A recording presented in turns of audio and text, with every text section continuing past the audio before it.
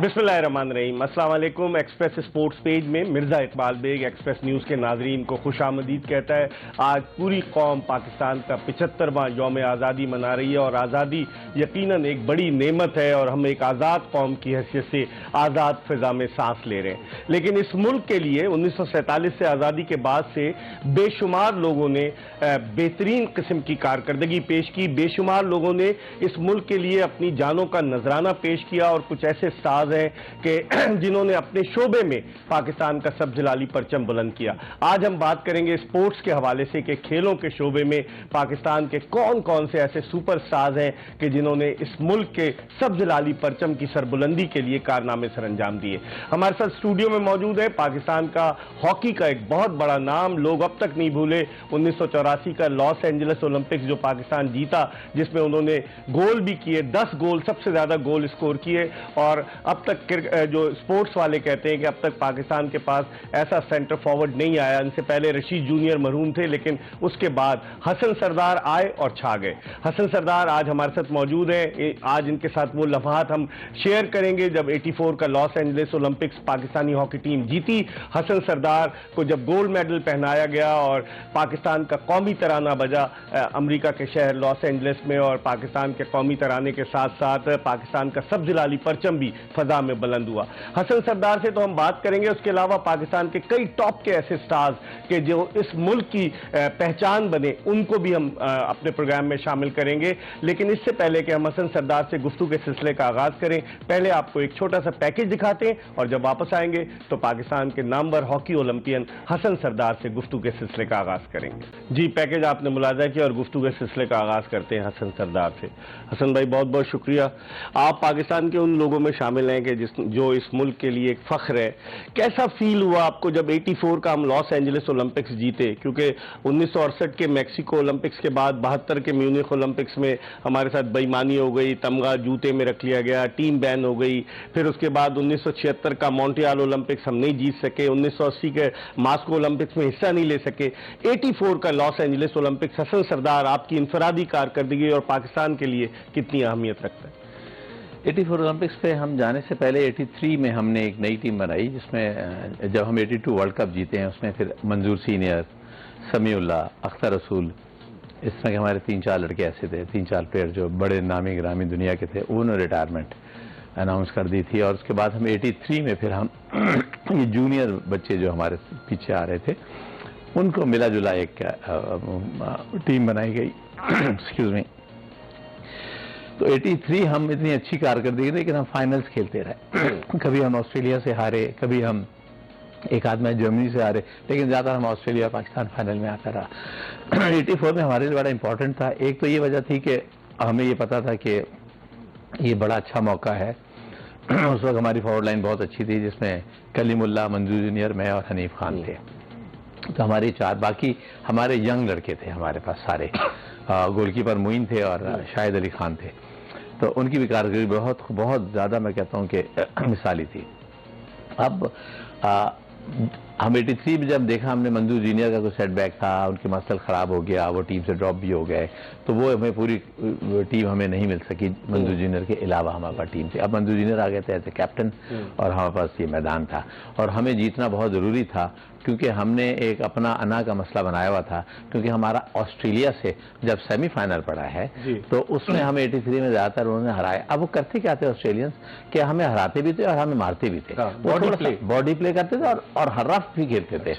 हम लोग इतने रफ खेलने के आदी नहीं थे। हम लोग तो हमारे क्योंकि यंग लड़के थे, पीछे हमारे फुल बैक्स और वो अयाज महमूद और कासिम जिया एक एक्सपीरियंस थे हमारे साथ, लेकिन वो क्लीन गेम खेलते थे, कोई मार।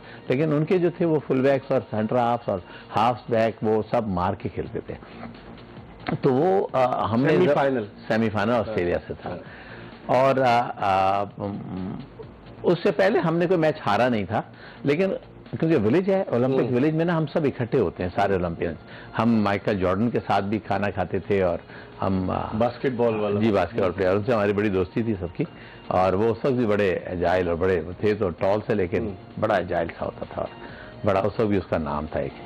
एनीवेज जब ऑस्ट्रेलियन टीम हम जब खाना खाने आते थे तो सब एक जगह रहते अपने अपने जो जगहों पे थे, खाने के लिए, लेकिन खाने के लिए ये 2-3 जगहें थी, उनमें से एक जगह पे। तो ऑस्ट्रेलियंस आके हमेशा कहते थे हम यार कि हम तो मैच तुमसे सारा साल जीते हैं 83 और 84।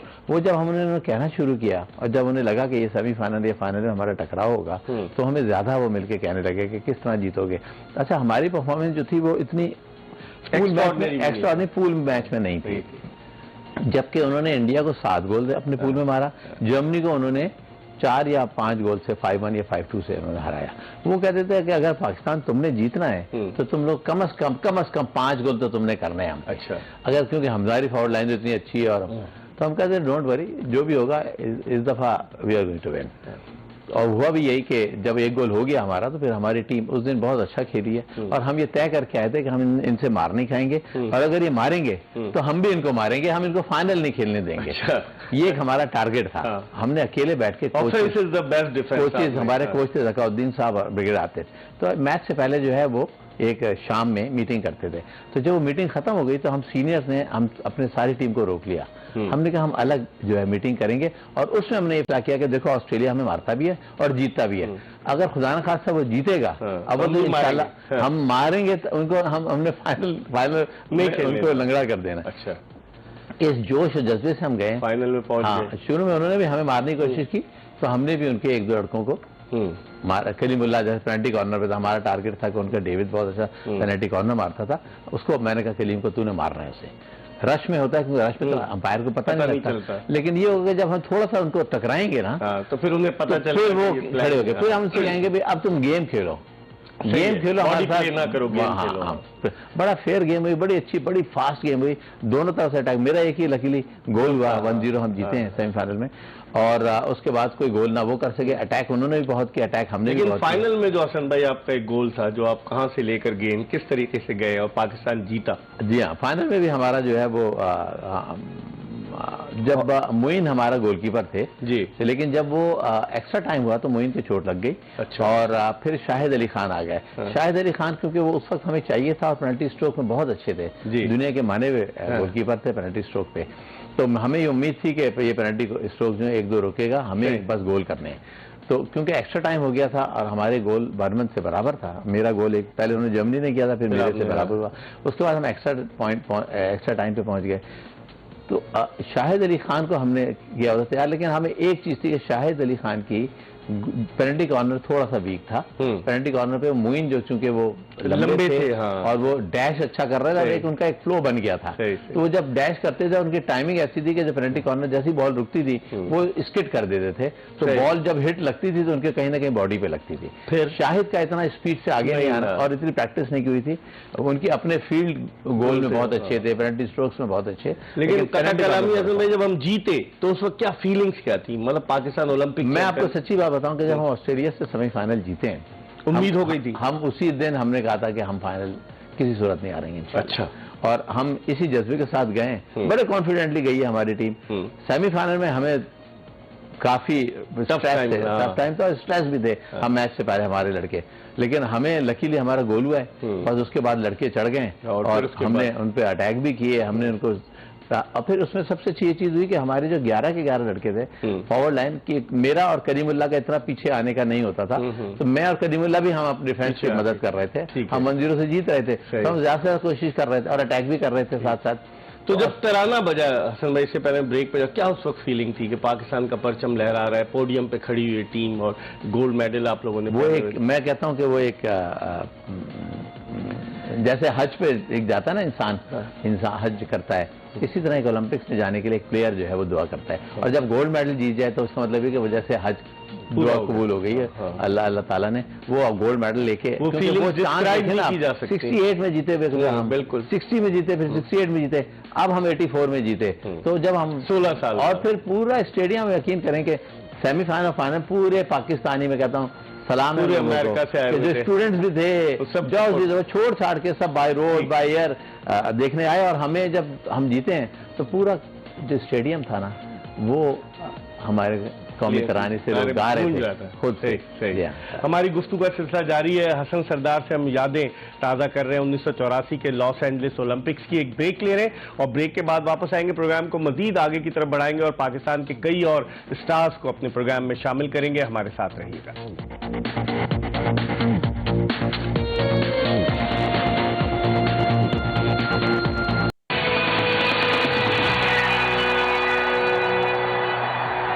Welcome back after the break. मेरे साथ मौजूद हैं पाकिस्तान के नामवर हॉकी ओलंपियन, 1984 के लॉस एंजलिस ओलंपिक्स की फातेह पाकिस्तानी हॉकी टीम के अहम रुकन, साबिक कप्तान, साबिक सेलेक्टर, कोच हसन सरदार, जिनसे हम बात कर रहे थे 1984 के लॉस एंजलिस ओलंपिक्स के हवाले से।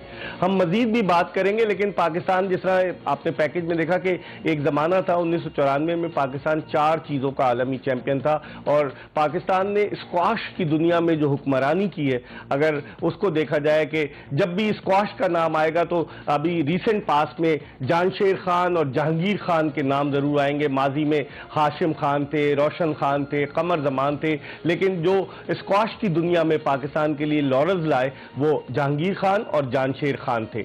इस वक्त टेलीफोन लाइन पर हमारे साथ मौजूद हैं पाकिस्तान के साबिक आलमी स्क्वाश चैंपियन जानशेर खान, कि जिन्होंने इस मुल्क के लिए तने तना स्क्वाश कोर्ट्स में जो कारनामे सर अंजाम दिए उस पर पूरी पाकिस्तानी कौम को फख्र है। अस्सलाम वालेकुम जानशेर। वालेकुम सलाम, कैसे हो आप? मैं बिल्कुल ठीक हूँ, आप कैसे हैं? खैरियत से हैं? ठीक ठाक है? तबीयत ठीक है? अल्लाह का फजल है, ठीक ठाक बिल्कुल। मेरे साथ हसन सरदार मौजूद है, पाकिस्तान के हॉकी ओलंपियन, वो भी आपकी तरह हीरो है पाकिस्तान के। मेरी तरफ से उसको सलाम दीजिए। अच्छा, वालेकुम अस्सलाम। जानशेर 8 मरतबा वर्ल्ड ओपन, 6 मरतबा ब्रिटिश ओपन, और पाकिस्तान में जब भी दुनिया में स्क्वाश का नाम आएगा जानशेर खान का नाम जरूर आएगा। क्या एहसासात होते थे आपके कि जब आप पाकिस्तान के लिए लॉरेंस लेकर आते थे, पाकिस्तान का परचम लहराता था, उस वक्त क्या फीलिंग्स होती थी जानशेर खान की? असल बड़ी खुशी होती थी। उसकी वजह ये थी कि हम बाहर मुल्कों में जाते थे, गोरों के साथ टूर्नामेंट खेलते थे, उनसे जीतते थे, उनको शिकस्त देते थे, तो बड़ी खुशी होती थी। और सबसे बड़ी खुशी ये थी कि मेरे से पहले जहांगीर खान थे, उसके बाद मैं खेलता रहा 10 साल तक, तो बड़ी खुशी होती थी कि पाकिस्तान का झंडा हम लहराते थे और पूरी दुनिया में और टाइटल मुल्क के लिए जीतते थे, तो बड़ी खुशी महसूस होती थी।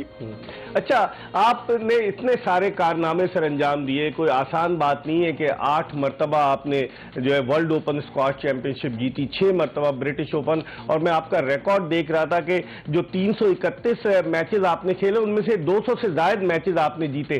क्या कहेंगे इस हवाले से जानशेर? मैं समझता हूँ कि ये एक बहुत बड़ी कामयाबी थी मेरे लिए। स्क्वाश फिजिकली बड़ी टफ गेम थी और मैं 5 साल तक तो जहांगीर के साथ फाइनल खेलता रहा, उसके बाद वो रिटायर हो गए थे, फिर 5 साल मैं गोरों के साथ फाइनल खेलता रहा। तो मैं समझता हूँ कि ये इतने टूर्नामेंट जीतना, खासकर स्क्वाश में, स्क्वाश दुनिया की सबसे टफ गेम है और स्क्वाश में इतना टूर्नामेंट जीता, तो मैं ये समझता हूँ बहुत मुश्किल बात है, लेकिन अल्लाह ताला के फजल से, करम से हमने ये टाइटल जीते हैं मुल्क के लिए और मुझे बड़ा फख्र है। 331 इंटरनेशनल मैचेस में से आप 293 जीते। सिर्फ उसमें से अगर आप देखें कि आप 39 मैचेस जो थे वो हारे, तो 38 मैचेस हारे। क्या कहेंगे उस वक्त कितना दबाव होता था और फिर मुल्क का एक नाम भी इन्वॉल्व होता था, जानशेर को जीतना था, पाकिस्तानियों की नजरें, दुनिया भर की नजरें लगी होती थी, उस वक्त कितना प्रेशर होता था आप पर जानशेर? बहुत ज्यादा प्रेशर होता है। उसकी वजह ये थी कि गोरों का, हर गोरे का ये ख्याल था कि हम जानशेर खान को हराएं, इसलिए कि उनकी ये ख्वाहिश रह गई थी कि हम वर्ल्ड ओपन और ब्रिटिश ओपन जीते। लेकिन ये था, अभी क्रिस डिकमार्क था ऑस्ट्रेलिया का वर्ल्ड नंबर 2, उसकी ख्वाहिश रह गई थी कि वो वर्ल्ड ओपन जीते, इसलिए कि हर टूर्नामेंट में हमारे साथ फाइनल खेलते थे और उनको हम शिकस्त देते थे। तो हमारे लिए एक बहुत बड़ी ऑनर की बात थी, बड़ी खुशी की बात थी कि हमने मुल्क के लिए इतने एजाज़ात जीते हैं और उनको मौका दे दिए जीतने का हमने। सही, चले खुश रहे। बहुत बहुत शुक्रिया, आपने हमें वक्त दिया। इंग्लैंड में जानशेर खान और उन्होंने हमें वक्त दिया। हसन भाई क्या कहेंगे जानशेर जैसे प्लेयर, जैसे इंडिविजुअल स्पोर्ट्स की बात, आप तो टीम गेम खेलते थे, लेकिन जानशेर, जहांगीर इंडिविजुअल स्पोर्ट्स में, एहसान उल हक, इन सब ने कारनामे जो बड़ा हमें फख्र है, मुझे भी, और मेरे हीरो हैं वो, और हर पाकिस्तानी के हीरो हैं वो। और बिल्कुल सही कहा आपने कि वो इंडिविजुअली जो है एक आदमी जो है वो पूरे पाकिस्तान का झंडा में लहराता था। और मैं कहूँगा कि कमाल के हमारे ये दोनों खिलाड़ी थे, जानशेर और जहांगीर खान, जिन्होंने स्क्वॉश में इतना बुलंद नाम किया और वर्ल्ड कप्स और ब्रिटिश ओपन्स और हर टाइटल दुनिया का उन्होंने जीता, इतने साल जीता। जी, जिस तरह हसन सरदार बात कर रहे हैं, हम थोड़ी सी स्नूकर की भी बात कर लेते हैं कि अगर आप स्नूकर की बात करें तो स्नूकर में पाकिस्तान ने 1994 में जोहान्सबर्ग में मोहम्मद यूसुफ ने पहली मरतबा वर्ल्ड एमेचर स्नूकर चैंपियनशिप जीती और फिर उसके बाद 2 मरतबा मोहम्मद आसिफ, जिनका ताल्लुक फैसलाबाद से, वो वर्ल्ड एमेचर स्नूकर चैंपियन बने। और अब उसके अलावा अगर हम बात करें और भी बहुत सारे लोग हैं, लेकिन हम पहले आपको जो है हम थोड़ी सी बात कर लेते हैं अरशद नदीम के हवाले से कि अरशद नदीम जो कि पाकिस्तान के लिए अभी हाल ही में अगस्त में उन्होंने 2 टाइटल जीते हैं पाकिस्तान के लिए। एक तो कॉमनवेल्थ गेम्स में उन्होंने, और इंडिविजुअल की बात कर रहे थे हसन सरदार, कॉमनवेल्थ गेम्स में अरशद नदीम जो थे वो पाकिस्तान के लिए गोल्ड मेडल जीते और अभी तुर्की में जो सॉलिडेरिटी गेम्स हो रहे हैं वहां वो जेवलिन थ्रो में गोल्ड मेडल जीते। अरशद नदीम से हमने बात की, वो तुर्की में मौजूद थे, वीडियो लिंक पर हमने उनसे बात की। आइए आपको सुनवाते हैं कि उन्होंने कहा क्या।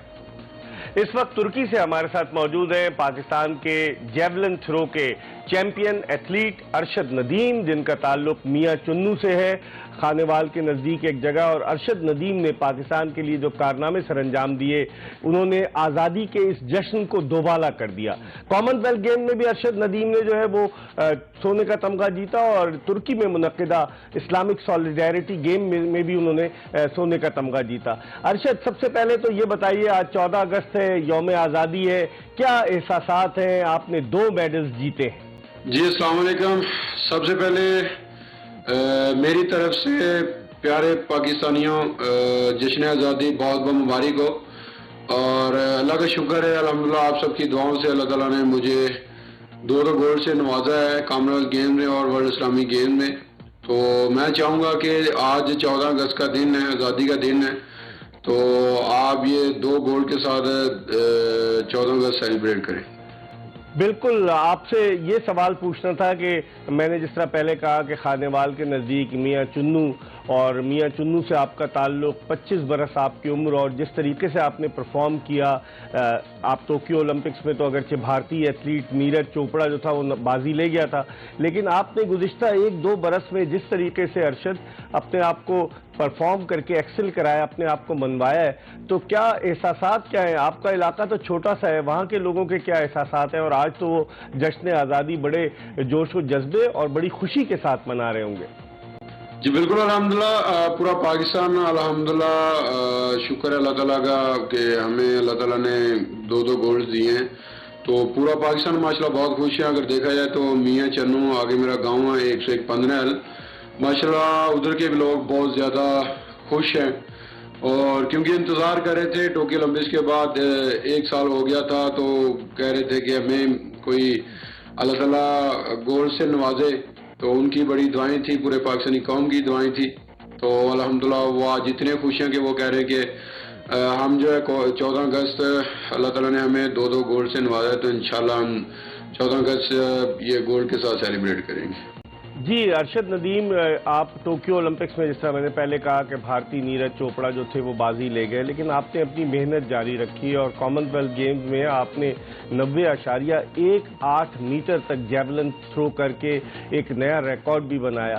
तो आपने वो जो टोक्यो ओलंपिक्स में कामयाबी न मिल सकी, गोल्ड न मिल सका, तो आपने उसका जो है वो जिसे कहना चाहिए कि उसका इजाला किया यहाँ पर कॉमनवेल्थ गेम्स में भी और उसके अलावा इस्लामिक सॉलिडेरिटी गेम्स में भी। मुझे पूरी उम्मीद थी क्योंकि मैंने टोक्यो ओलंपिक्स के बाद 1 साल बाद मैंने पार्टिसिपेट किया वर्ल्ड चैंपियनशिप में, अमेरिका में हुई थी, वहाँ मैंने वर्ल्ड में 5th पोजीशन हासिल की।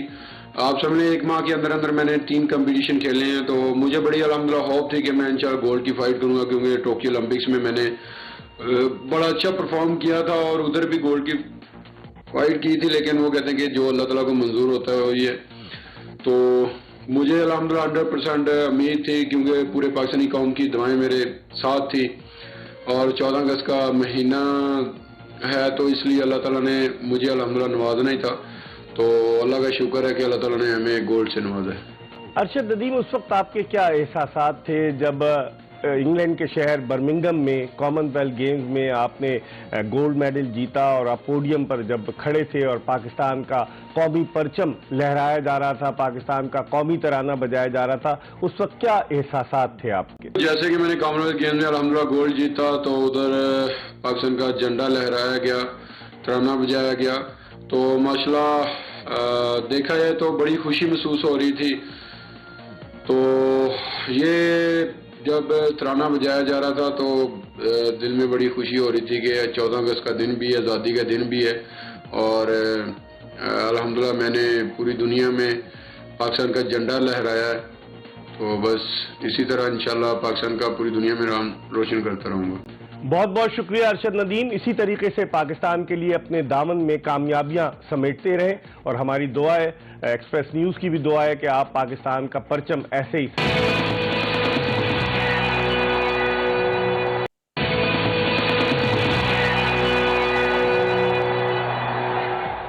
पाकिस्तान के मायानाज हॉकी ओलंपियन हसन सरदार के साथ शो में एक मरतबा फिर खुशामदीद। पाकिस्तान का 75वां यौम आज़ादी और पूरी कौम आज़ादी बड़े जोश व जज्बे और जोश व खरोश के साथ मना रही है। ब्रेक पर जाने से कबल बहुत सारी बातें हुई, लेकिन हसन सरदार से हम पूछते हैं, हसन भाई ये बताइए कि स्पोर्ट्समैन उनको फैसिलिटीज़ नहीं है, जैसे अरशद नदीम बेचारा अपने घर के पास, नूर दस्तगीर बट वो अपने इंफरादी तौर पर कोशिश करता रहा। आप क्या तजवीज़ देंगे कि हुकूमती सतह पर इनकी सरपरस्ती कितनी होनी चाहिए? जैसे स्नूकर का एहसन रमज़ान, कोई पूछने वाला नहीं इन लोगों। बड़ा अनफॉर्चुनेट है। मैं समझता हूँ कि ये चीज़ ऐसे नहीं होनी चाहिए। हमें गवर्नमेंट को ख़ास तौर से देखिए हमारा प्राइम मिनिस्टर जो है वो सारा कुछ करता धरता होता है। जब प्राइम मिनिस्टर नीचे स्पोर्ट्स मिनिस्टर को और नीचे स्पोर्ट्स मिनिस्ट्री को कहेंगे तो ये सब चीज़ें फैसिलिटीज हमें जो खास तौर से जो क्योंकि पंजाब से ज़्यादा निकलते हैं, पंजाब स्पोर्ट्स बोर्ड को जो है मैं उनसे कहूँगा कि आजकल चीफ मिनिस्टर हैं परवेज इलाही साहब कि वो उसको जो है वो उसको चलाएं, उसको पहिया। और हम जितने भी हॉकी प्लेयर क्या, क्रिकेट क्या, हॉकी फुटबॉल किया, उस ज़माने में हमारे जब थे तो उस वक्त स्पोर्ट्स पंजाब स्पोर्ट्स बोर्ड से हम सब निकले। तो अगर स्पोर्ट्स बोर्ड सिर्फ पंजाब ही काम करेगा तो काफ़ी फैसिलिटीज मिल सकती हैं। पंजाब स्पोर्ट्स बोर्ड की बात की हसन सरदार ने, उनके जो तारिक कुरैशी हैं अभी जो नए डीजी हैं वो भी खुद भी क्रिकेट खेला करते थे, स्पोर्ट्समैन है, मेरी उनसे बात हुई। अभी जो टर्फ का मामला हुआ था हॉकी स्टेडियम में तो उन्होंने बताया कि मई 2022 में अप्रूवल हो चुकी थी PND की जानिब से। इस पर फिर कभी बात करेंगे, लेकिन हमने बात की एसामुल हक से, पाकिस्तान का एक और स्टार। आपको याद होगा US ओपन के फाइनल में न्यूयॉर्क में इन्होंने जो तकरीर की उसने लोगों के दिल मोह लिए। एसामुल हक से जो हमने गुफ्तगू की, आपको वो गुफ्तगू सुनवाते हैं। तो मेरी तरफ से जश्न आज़ादी बहुत बहुत मुबारक हो। लेकिन जी जब से टेनिस शुरू किया है हमेशा से यही ख्वाहिश रही है, गोल्स रहे हैं, और जो चीज़ मोटिवेट करती है कि अपने मुल्क का नाम रोशन करता रहूँ। हमारा जो सबसे ज़्यादा परचम है वो टेनिस की दुनिया में जो भी सबसे बड़े टूर्नामेंट्स है वहाँ पर लहराया जाए। मेरी वजह से अल्लाह का बहुत बहुत करम है, अल्लाह ने बहुत इज़्ज़त दी है अल्हम्दुलिल्लाह। जिस तरह क्रिकेट में हम देखते हैं कि जावेद मियादाद, इमरान खान, वसीम अकरम के नाम आते हैं, स्क्वाश में जहांगीर भाई, जहांगीर खान का, हॉकी में हसन सरदार, समीउल्लाह, शहबाज अहमद सीनियर के नाम आते हैं। आई जस्ट वांटेड कि टेनिस की दुनिया में ऐसा मुल्क का नाम आया जिसमें साथ पाकिस्तान का झंडा साथ हो, और जो फीलिंग होती है अपने मुल्क को सक्सेस देने में वो obviously you can't express in words. वो आप किसी भी एथलीट से पूछ सकते हैं। वो जो गूस बम्स होते हैं, वो जो जोश होता है, वल्वला होता है, अपने मुल्क के लिए खेल रहे होते हैं, और हमारा जो परचम में लहराया जाता है बड़े बड़े स्टेडियम्स के अंदर इस प्राइसलेस। एंड वही मेन मोटिवेशन होती है, वही मेन ड्राइव होती है। और अभी भी मैं इसीलिए खेल रहा हूँ कि मैं ज़्यादा से ज़्यादा अपने मुल्क का नाम रोशन कर सकूँ, अपने पेरेंट्स का, अपनी फैमिली का। एहसाम जो खिलाड़ी होते हैं वो पाकिस्तान के सफ़ीर होते हैं, और आप भी पाकिस्तान के एक ऐसे सफ़ीर हैं जो अनकॉन्ट्रोवर्शियल है। और आपने US ओपन टेनिस टूर्नामेंट में न्यूयॉर्क में जो स्पीच दी, जो अमन का, मोहब्बत का पैगाम दिया, उसके हवाले से लोग आपको बड़ी कदर की निगाह से देखते हैं। क्या कहेंगे as an ambassador of sports, आप पाकिस्तान के लिए जब जाते हैं बाहर और पाकिस्तान के लिए बात करते हैं, अमन की बात करते हैं, उस हवाले से क्या कहेंगे? I do believe that we are very loving, caring, sports loving people and friendly people, और हम सारे के सारे जो हैं पूरी दुनिया में अमन चाहते हैं। and that is what I tried to do, and I spoke my heart out, and जैसा मैंने पहले भी कहा, we are ambassadors of our country, and we should be projecting a very soft and positive image of our country. जी, एहसाम के आपने सुने तासुरात के, क्या पाकिस्तानी फील करते हैं पाकिस्तानी स्पोर्ट्समैन। इस वक्त हमें टेलीफोन लाइन पर ज्वाइन किया लाहौर से पाकिस्तान के कम उम्र तरीन स्नूकर के खिलाड़ी हैं, स्नूकर क्यूरिस्ट हैं। 16 साल की उम्र में इन्होंने अभी जो हाल ही में वर्ल्ड एमेचर स्नूकर चैंपियनशिप हुई वो दोहा कतर में वो जीतने में कामयाब हुए। लाहौर से इनका ताल्लुक और खास तौर पर आज 14 अगस्त के दिन इनकी 17वीं सालगिरह भी है। एहसन रमजान पाकिस्तान के क्या कम उम्र तरीन वर्ल्ड एमेचर स्नूकर चैंपियन, वो टेलीफोन लाइन पर हमारे साथ मौजूद है। अस्सलाम वालेकुम एहसन। जी वालेकुम सलाम। एहसन, कैसा फील किया आपने कि पाकिस्तान के लिए आप लॉरेंस लाए? आपसे पहले मोहम्मद यूसुफ और मोहम्मद आसिफ ये कारनामा सर अंजाम दे चुके थे। जी बिल्कुल, ये मेरे लिए एक फख्र की बात थी कि मैं पाकिस्तान के लिए गोल्ड लेकर आया। ये मैं समझता हूँ कि ये अल्लाह ताला की रहमत थी मेरे पे, और मुझे बहुत ज्यादा खुशी हुई इस चीज की कि मैंने 17 साल की एज में वर्ल्ड का टाइटल अपने नाम किया। और इंशाल्लाह आगे भी मेरी ये 2 दिन बाद फ्लाइट है, मैंने रोमानिया जूनियर वर्ल्ड कप खेलने जाना है, और इंशाल्लाह मैं कोशिश करूंगा कि वहां से भी गोल्ड ही लेकर आऊँ पाकिस्तान। अच्छा, अभी आपकी जॉब वॉब लगी, कोई स्पॉन्सरशिप आपको मिली एहसन? जी अभी तक तो कुछ ऐसा नहीं है, लेकिन उम्मीद है कि अल्लाह ताला कुछ बेहतर करे। चलिए, wish you all the best. आप इसी तरह से परफॉर्म करते हैं, पाकिस्तान का नाम बुलंद करते रहे। एहसन, आपका बहुत बहुत शुक्रिया। हसन भाई क्या कहेंगे? 17 साल का लड़का, जॉब नहीं मिली, नामुसाइद हालात में, और पहले इनकी वालदा का इंतकाल हुआ, वालिद का, और ना माँ है ना बाप है, और मेहनत कर रहा है, इस मुल्क का परचम बुलंद कर रहा है। बिल्कुल, ऐसे बच्चों को हमें प्रमोट करना चाहिए।